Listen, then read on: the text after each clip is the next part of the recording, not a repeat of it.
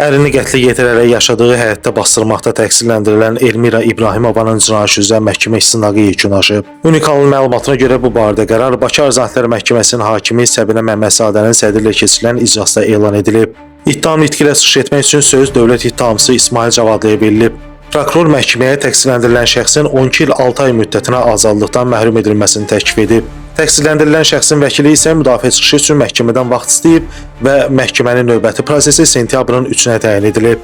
Qeyd edək ki, hadisə 2024-cü ildə Sabunçu qəsəbəsində qeydə alınıb. Belə ki, orada yaşayan 1985-ci il təvəllüdlü Samir Əliyevin itkin düşməsi ilə bağlı 2024-cü il dekabrın 24-də ailə üzvləri 12-ci polis şöbəsinə müraciət ediblər.